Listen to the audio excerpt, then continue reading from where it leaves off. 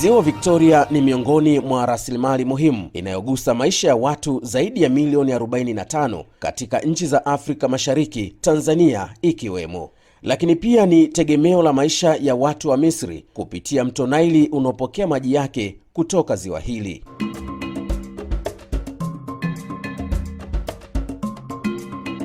Umuhimu wa Ziwa Victoria hauishii kwenye maji pekee, lakini pia ni chanzo cha chakula kupitia samaki na dagaa wa aina mbalimbali, pamoja na viumbe hai wengine wa majini wanaotegemewa na maelfu ya familia kwa lishe na kipato. Kutokana na hii biashara ya dagaa tunapata hela. Familia, watoto wanaenda shule na wanakula. Ziwa Victoria ni uti wa mgongo wa shughuli nyingi za kijamii na kiuchumi, ikiwemo biashara ya usafirishaji, utalii na uvuvi. Hata hivyo, pamoja na umuhimu huo mkubwa, je, unafahamu ziwa hili liko hatarini endapo hatua za haraka za ulinzi, utunzaji na uhifadhi wa mazingira hazitachukuliwa? Pollution kwa maana uchafuzi ni mkubwa mno. Plastic, taka ngumu zote huingia ziwani, na kadiri miaka inavyosonga hali ya ziwa inazidi kuwa mbaya, na hali ikiendelea hivi, utabiri wa kitaalamu unaonyesha kufikia miaka 30-50 ijayo hatuwezi kubadilisha hali hiyo. Kwa tunahitaji tufanye utatuzi sasa hivi. Na kwenye uvuvi kwa mfano, aina ya samaki iliyokuwepo waliokuwa dominant kwenye ziwa wamepotea, wako kwa asilimia kidogo sana. Tusipochukua hali ya kurudisha mazingira yaliyokuwepo awali kabla ya uchafuzi, samaki wale watapotea. Kwa mfano, ujazo wa Sangara kama injini ya uchumi na chakula kwa watu wetu, nazo zimepungua sana. Aina ya sato zimepungua. Kwa ufupi, samaki wa kukamatwa kwenye ziwa ambao si wa kufugwa wamepungua.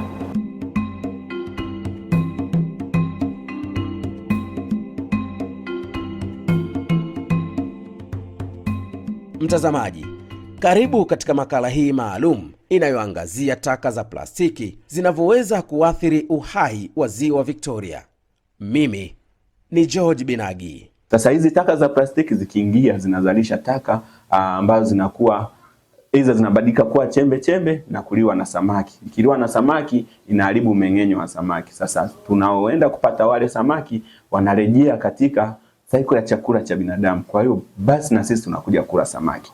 Utafiti wa kisayansi uliochapishwa na jarida la Science of the Total Environment mwaka 2020 unaonyesha Ziwa Victoria lina wastani wa chembe ndogo za plastiki, yani microplastics, zipatazo 120,588 kwa kila kilomita moja ya mraba. Aidha, utafiti mwingine uliochapishwa mwaka 2025 kwenye jarida la MDPI Microplastics umebaini kwamba mito na mifereji inayoingiza maji katika Ziwa Victoria hubeba kati ya chembe 1568 hadi 2140 za plastiki kwa kila mita moja ya ujazo wa maji. Utafiti mwingine ulitahadharisha kuhusu uwepo wa chembechembe ndogo za plastiki ndani ya samaki na viumbe wengine wa majini katika Ziwa Victoria, jambo ambalo linaibua hofu ya kiafya hasa kwa walaji. Hii ni kwa mujibu wa utafiti uliofanyika 2015 kwamba kati ya samaki watano, samaki mmoja ana chembe za plastiki sawa na 20% ya samaki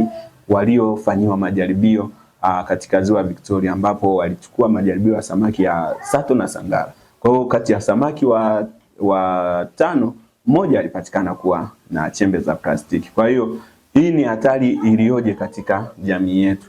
Wakati tafiti zikiibua hayo, sheria ya usimamizi wa mazingira ya mwaka 2004 kupitia vifungu vya 114 hadi 118 inaelekeza mamlaka za serikali za mitaa pamoja na wadau mbalimbali kuhakikisha ukusanyaji, uchakataji na utupaji salama wa taka, ikiwemo taka za plastiki. Sasa na wataalamu wetu wengi ni waoga wa kusimamia sheria kwa sababu ya manufaa yao binafsi, na hawataki kusimamia sheria mpaka watumwe. Sasa ni aina gani ya uongozi hadi utiwe msukosuko ndio ukafanye kazi? Kwa hiyo jiji na wataka kusimamia usafi wa mji huu. Taka ngumu hasa za plastiki zimeendelea kuwa tishio kwa uhai wa Ziwa Victoria na ekolojia yake. Katika maeneo mbalimbali ya jiji la Mwanza, taka hizi zimeonekana kutupwa ovyo mitaani na hivyo kusombwa na maji wakati wa mvua na kuingia ziwa Victoria. Kwa mfano, mtu anakunywa maji, yuko kwenye daladala, yuko kwenye bajaji, anarusha nje badala ya kuhifadhi, anarusha nje. Kwa hiyo tumetoa angalizo kwamba lazima kila chombo cha usafiri kiwe na dustbin ndani ndogo, ili inapofika stendi tumeweka litter bins, aweze conductor au wahusika wa gari wachukue hizo taka ndani ya gari waziweke sehemu husika kwenye hizo station. Kingine, tumeanzisha mchakato wa kisheria. Kuna law enforcement. Ukikamatwa 200,000 faini, haipungui 50,000 mpaka 200,000. Kwa hiyo rai yangu, tushirikiane pamoja. Swala la waste management sio la mkurugenzi, sio la halmashauri, sio la serikali peke yake, sio la mkuu wa wilaya au RC au kiongozi yoyote, ni la wananchi wote kwa ujumla. Njia nzuri ya kuweza kupunguza hizi taka ngumu, kitu cha kwanza ni uelewa kwa wananchi. Yaani wananchi tunatakiwa tuone wivu mkubwa sana kuhusiana na kutunza ziwa Victoria na mazingira tunayoyaishi. Usafi ndio kila kitu. Usafi ni maisha, usafi ni uhai. Kwamba tukibadilisha fikra zetu kama wananchi ya kwamba kutupa taka ovyo si vyema wala si sawa. Tukishapata ule uelewa, manake itasaidia sana kwenye kuhakikisha kwamba mazingira yetu yanakuwa salama na uchafu utakuwa umepungua. Kitu cha msingi sana tuhakikishe elimu kwanza inapatiwa, yani inapatikana kwa mtu yoyote au serikali. Kwanza tuiombe serikali ihakikishe inafikisha elimu kwa wananchi, wajue nini maana ya kutunza mazingira au nini maana ya usafi. Wakifanya hivyo, nadhani hili tatizo litatokomea kwenye mji wetu wa Mwanza. Wadau wa mazingira wanaeleza kuwa ushiriki wa wenye viwanda ni muhimu katika kuhakikisha taka za plastiki hazisambai ovyo ili kulinda mazingira ikiwemo ziwa Victoria. Ningelifikiria serikali ingeandaa sera ama kanuni. Mfano, kama kampuni fulani imezalisha walau labda tani 1 ya plastiki, iweze kujua walau kiasi kidogo au kiasi saizi fulani, kama 75% ya uzalishaji wake wa zile plastiki, basi wao wajue design gani wana uwezo wa kurudisha kwenye recycling. Waende either mashuleni, wafandi shule ama NGO hizi ndogo ndogo ama watu huku mtaani, walau zile kampuni zijue 3/4 ya zile plastiki walizozalisha ndani ya mwezi huu zimerudi kwenye issue ya recycle, kuliko kuacha kukaa kimya tu. Kukaa kwao kimya ndiko ambapo kunazidi kuongeza tatizo. Hatujui wanafikiri vipi, lakini kiukweli hata huko mbeleni na wao tunaamini kuna changamoto watazipata, kwa sababu watu watakufa, wateja watakosekana, kampuni itakolapsi. Waunganishe nguvu na jamii ambayo inahangaika na taka. Kwa mfano, wakasema 10% ya faida yao iende kwenye kusupport wanaookota plastiki au wanaofanya recycling. Lazima wafanye hivyo. Hatuwaambii wenye viwanda na wenyewe waanze kuokota makopo, hatuwaambii na wao watu wakute ziwani wanasafisha mazingira. Hapana, tunasema wao waunganishe nguvu na wengine kwa namna nyingine yoyote, waonekane kwamba wanachangia.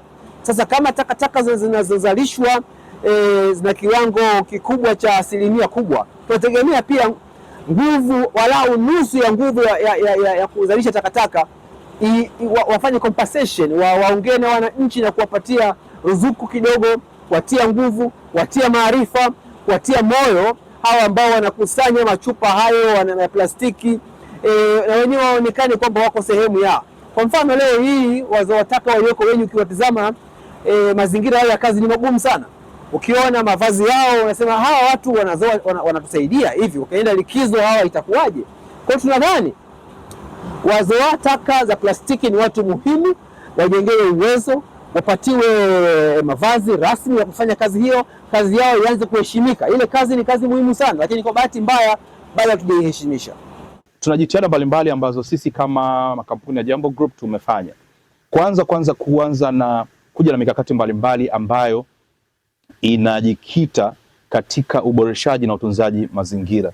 Na moja kati ya jitihada hiyo ni kuanzisha mradi bunifu wa kuangalia namna gani tunaweza kutumia mabaki ya bidhaa zetu ambayo huenda yangezagaa mtaani tumeamua kutengeneza mazingira yanaweza yakarejeshwa ama yakatengeneza bidhaa zingine, ni vizuri kuacha kulaumiana, lakini pia kuanza kuziangalia zile changamoto ambazo zinatokana na uboreshaji wa maisha binafsi sawa katika kuvuruga mpangilio wa mazingira, then tuone namna gani tukabuni fursa ama tukabuni bunifu ambazo zinaweza zikafanya maisha yetu na mazingira yakawa bora zaidi, kuliko kutumia muda mwingi kwenye kulaumu nani anafanya hiki, nani anafanya hiki, nani anafanya hiki, nani anafanya hiki. Kwa hiyo rai yangu mimi iende kwa watu, wananchi, wadau wa mazingira, lakini pia na makampuni mbalimbali ambayo yanazalisha bidhaa mbalimbali, kuangalia namna gani wote kwa pamoja tunaweza tuka champion uboreshaji wa mazingira, kwa sababu the end of the day maisha yetu sisi yanategemea mazingira. Wakati makala hii ikielekea ukingoni, ni muhimu pia kufahamu kwamba taka za plastiki zinaweza kuwa fursa ya kiuchumi endapo zitakusanywa na kutumika kama malighafi ya uzalishaji mwingine. Hatua hii inaweza kusaidia kuongeza kasi ya uondoaji wa taka za plastiki mitaani na hivyo kuchangia juhudi za kuokoa mazingira, hasa Ziwa Victoria. Kama shirika sasa la Synergistic Globe kupitia wafadhili wetu wa GGF, Green Global Grants Fund, tunafanya urejeshaji wa taka za plastiki. Kwanza urejeshaji wa kawaida, lakini na wa kiviwanda. Kwanza kurejesha kwa kubadilisha matumizi ya plastiki, kwamba tunaibadilishia, tunaifanyia decoration na kuweza kuwa vitu ambavyo vinaweza vikapambika katika mazingira yoyote za nyumbani ama ofisini. Kama ilivyo hapa tunaona mezani tuna plastiki ambazo ni chupa za plastiki pamoja na taka za plastiki ambazo zimeokotwa. Kwa hiyo kupitia hizi tunaweza tukafanya vitu mbalimbali, lakini pia tuna vikapu vyetu, vikapu maua, tunaweza tukaita decorative buckets, ambazo hizi tunatengeneza kutokana na zile gallons, madumu ya maji. Kwa hiyo unaitengeneza ili isiwe taka bali tunairejesha. Lakini pia tupo katika mkakati wa kukamilisha kiwanda chetu cha kuweza kuchakata plastiki kutoka katika eneo la kuwa plastiki na kuwa paving, ambazo tutakuwa tunazitumia. Bado tunafanya utafiti pia wa kuweza kuona ni namna gani nzuri tunaweza tukapata paving kutokana na plastiki. Katika hili pia kuihusisha na kampuni ambazo zinatengeneza hizi plastiki, sisi tumeweza kuingia ili kuweza kuinusuru Ziwa Victoria pamoja na vyanzo vya maji. Kwa hiyo sisi tumeweza kuingia kuweza kufanya wajibu ambao hatisi ungefanywa na viwanda, ila sasa kwa kuwa tumefanya sisi, basi na wao kama viwanda waweze kuwaona vijana wanaofanya hizi shughuli, waweze kuona mashirika aidha yana fund ama hayana fund, waweze kuweka mkono wao pia katika kuhakikisha zile shughuli ambazo wanazifanya, kuhakikisha taka ambazo wanazizalisha wao zinaweza kuondoka katika mazingira na tunaenda kubaki na mazingira yakiwa salama yenye free plastic, na hiyo plastiki ibadilike iwe kitu cha thamani, kuacha kuwa taka kama ilivyo kwa sasa. Mtazamaji, asante kwa kufuatilia makala hii. Ni matumaini yangu kila mmoja wetu sasa atakuwa balozi wa kudhibiti taka za plastiki. Hatua hii itasaidia uhifadhi wa mazingira, hasa kulinda uhai wa Ziwa Victoria. Shukrani za dhati ni kwa wote waliofanikisha makala hii. Mimi ni George Binagi. Endelea kufuatilia BMG Online TV kwa habari na makala zaidi.